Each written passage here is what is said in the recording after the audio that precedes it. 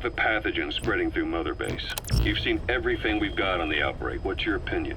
Textbook symptoms of vocal cord parasite infestation. And judging from this casualty list, it is the Kikongo strain, meaning a breed of parasite that triggers symptoms upon detecting pronunciation specific to Kikongo. So our Kikongo-speaking staff are at risk? Quite so. He's right. All the victims do speak Kikongo.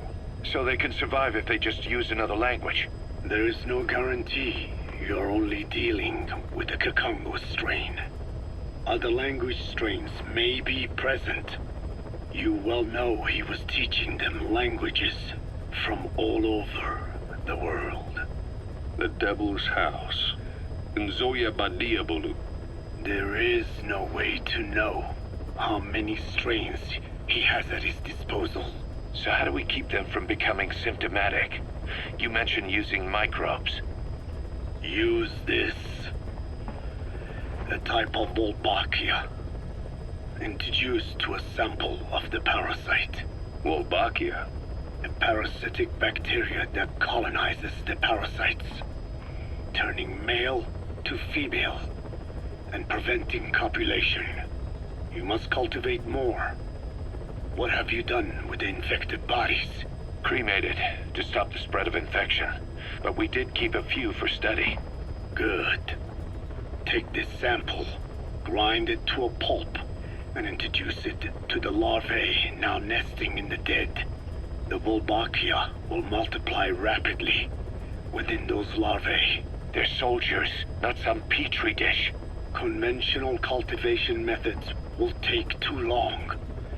Extract the Wolbachia from those larvae and vaccinate your men. Kikongo speakers first. This is the fastest, surest way. No one is to speak a word of Kikongo until the Wolbachia are safely inside them. I will instruct your medical staff in detail on site. You have the appropriate facilities. Yes, but do not worry. I made a pact with your Bete Holone on the honor of the Dene. I speak no lies. keep an eye on him. Will do. Follow me. I'll take you to the medical team. Now, we must wait for the Wolbachia to multiply in the larvae. How is the disease transmitted? If it's carried by insects or rodents, then... There is no intermediate host. So... The vocal cord parasites lay their eggs in the larynx of the host. Most hatch and migrate to the lungs, but some are transported to the mouth through ciliary movement, mixing in with saliva. Saliva. Droplet transmission. Sneezing, coughing. Any food or water containing infected saliva. It would spread fast. Indeed. And when the larvae migrate to the lungs, symptoms can resemble the early stages of a cold, making it easy to infect others. Meaning a simple conversation would be enough to pass it on. All right, so what happens after the larvae migrate to the lungs? It is as I said before. They mature by feeding on alveolar tissue. It is only then that noticeable symptoms appear in the host. And by that point, it's too late. He's infected everyone else. It's one hell of a weapon you've created. That is what Blag Ana wanted.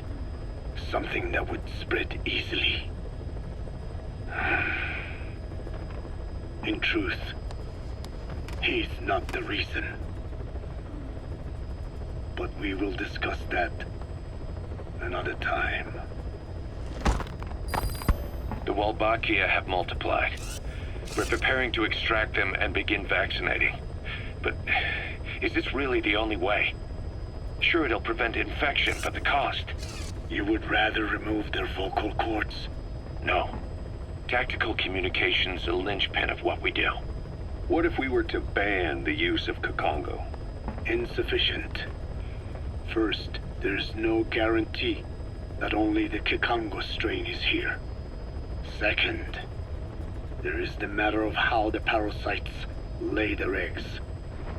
Before they can copulate, they must be exposed to the pronunciation of a specific language for a period of time, like a container filling with water. But the duration between when the container is full and when the copulation actually begins varies from case to case. In other words, even if the infected stop speaking as a countermeasure, it may already be too late. The only true solution is to prevent copulation through the Wolbachia, or by physically removing the affected tissue. Do any antiparasitics work? It sounds as though you have already tried. Yeah. We tried every one there is, and nothing. I have yet to find a medicine that can remove the parasites. At best, it temporarily covers their ears. Why is that? Because the parasites are companions to us. To remove them inevitably harms the host. Companions? More than you think. And this is why the human immune system cannot eliminate them.